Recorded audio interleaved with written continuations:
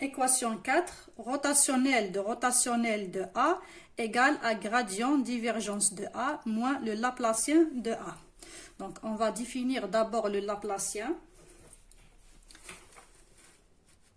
Donc, nous avons le Laplacien scalaire.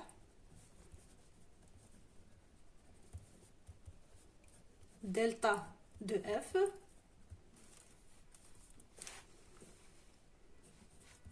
Delta de F, c'est tout simplement la divergence du gradient de F. On sait que le gradient de F, le résultat, c'est un vecteur. Donc la divergence d'un vecteur, le résultat, ça va être un scalaire.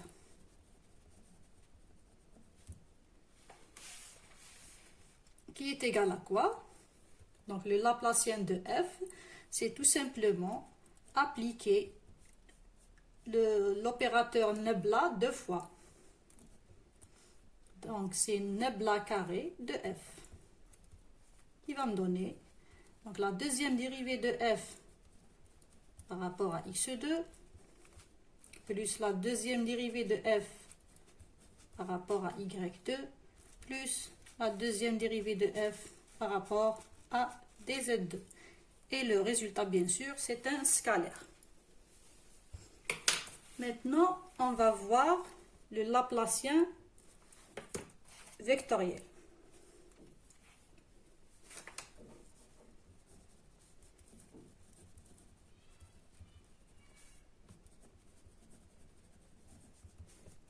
Donc, c'est le Laplacien d'un vecteur A. Donc, sachant que A, toujours, donc, le vecteur A, il est défini avec les composantes AXI plus AYJ plus AZK. Voilà. Donc, le Laplacien de A, c'est appliquer le Laplacien scalaire pour chaque composante de A. C'est-à-dire, donc, appliquer le Laplacien scalaire pour chaque composante de A. Donc, qui va me donner donc le Laplacien de A. Donc là, on va mettre un vecteur pour dire que le résultat, c'est un vecteur. Un Laplacien vectoriel. Donc, le Laplacien de A, ça va être donc la deuxième dérivée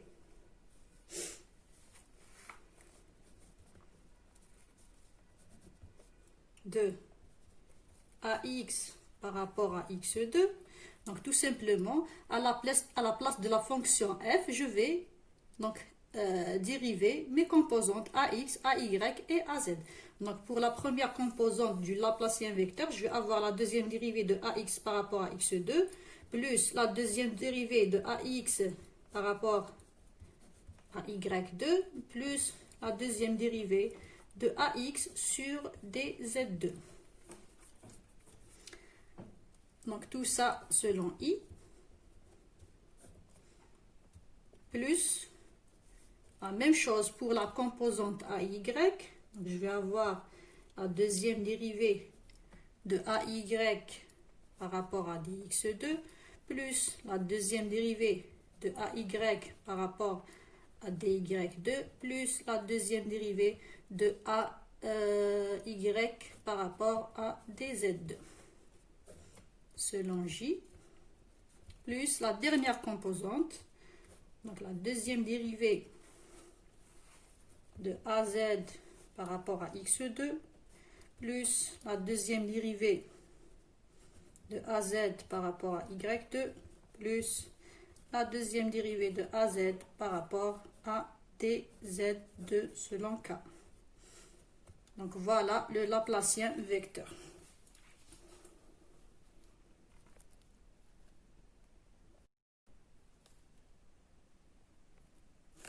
Passons donc maintenant à notre équation. Donc rotationnel de A est égal à gradient de divergence de A moins le Laplacien de A. Donc on va développer déjà le rotationnel de A.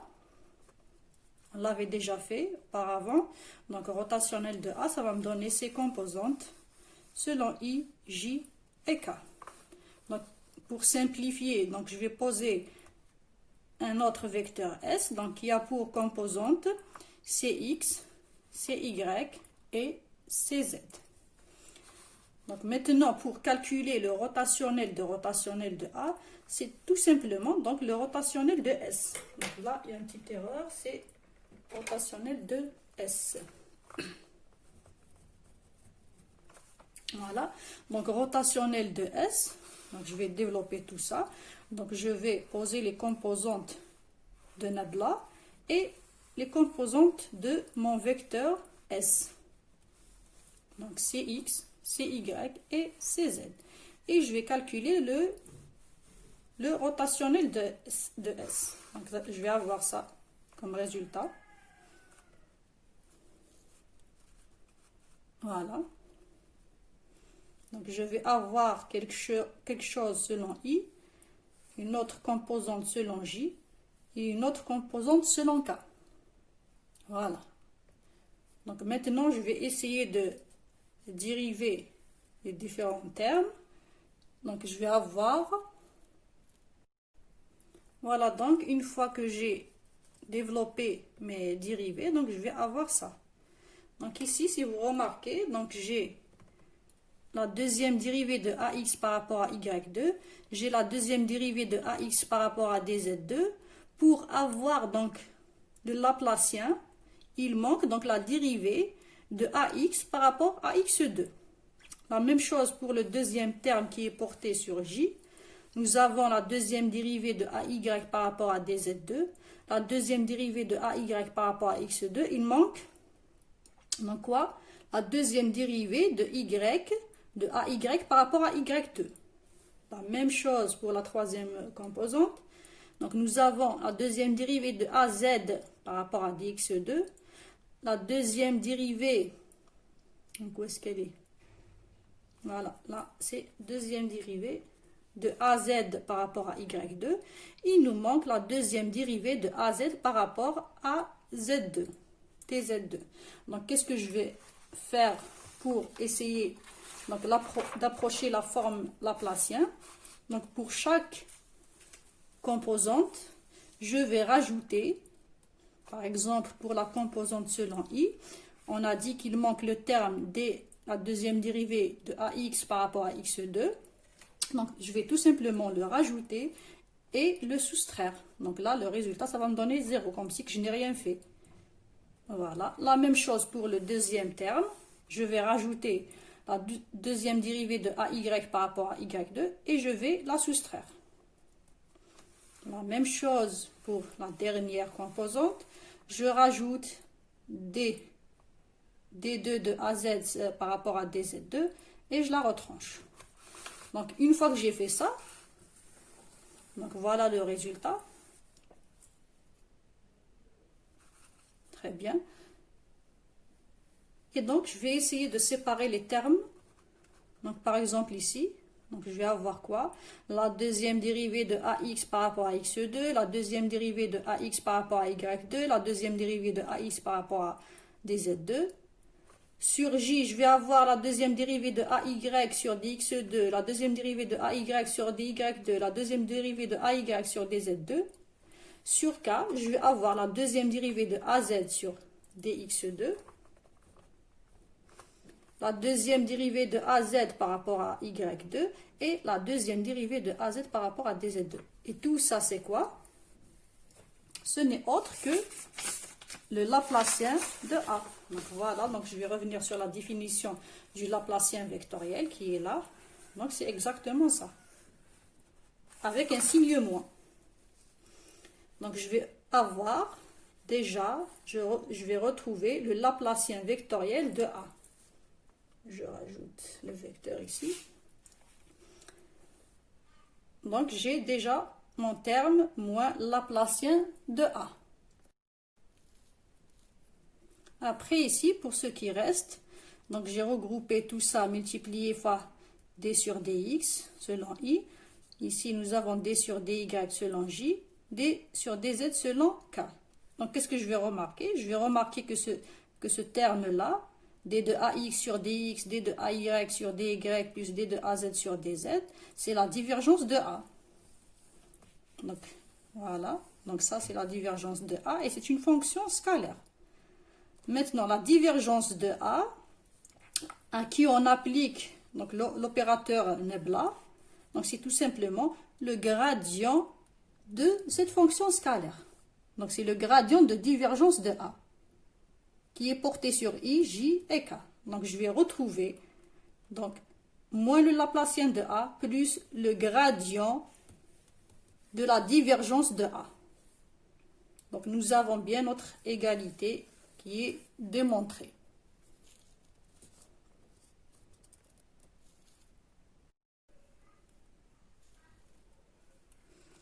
Rotationnel de gradient de f est égal au vecteur 0. Est-ce que c'est vérifié?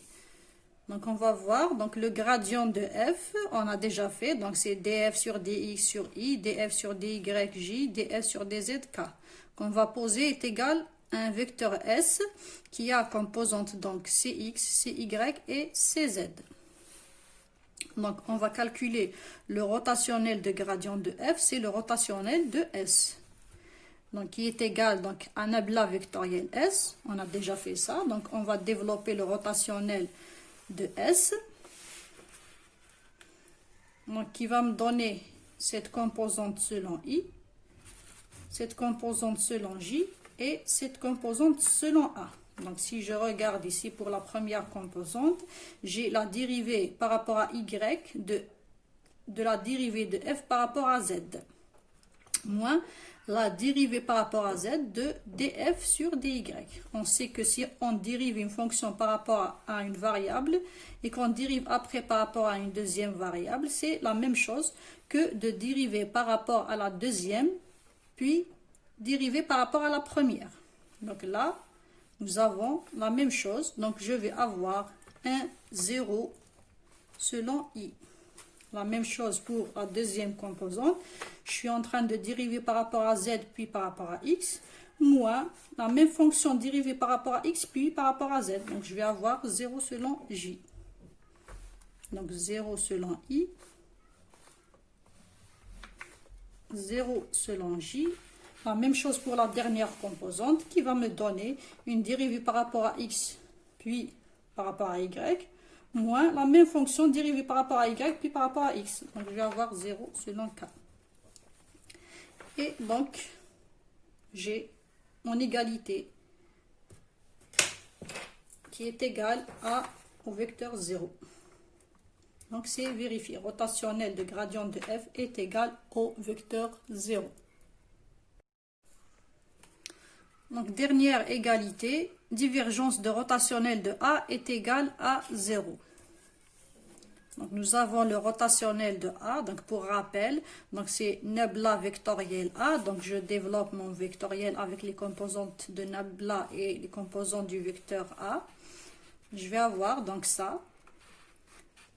Donc, la divergence de rotationnel de A, donc la divergence de ce vecteur, c'est l'opérateur nabla scalaire rotationnel de A. Donc, c'est nabla scalaire ce vecteur. Donc, produit scalaire. Donc, c'est le produit des composantes. Donc, je vais avoir les composantes de nabla, c'est d sur dx, d sur dy, d sur dz, multiplié fois les composantes de rotationnel de A, qui sont les suivantes. Et bien sûr, le résultat, c'est un scalaire. Donc, la divergence d'un vecteur, c'est un scalaire. Donc, il n'y a pas de vecteur unitaire i, j et k. Et donc là, qu'est-ce qu'on remarque? Je vais avoir d de az par rapport à xy, moins d de az par rapport à xy. Donc, je vais avoir ça qui va partir. J'ai la dérivée de ay par rapport à zx.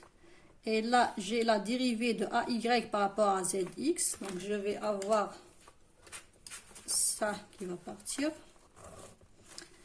j'ai la dérivée de AX par rapport à YZ. Et là, j'ai moins la dérivée de AX par rapport à YZ. Donc, je vais avoir ce terme qui va partir. Donc, je vais avoir bien divergence de rotationnel de A qui est égal à 0.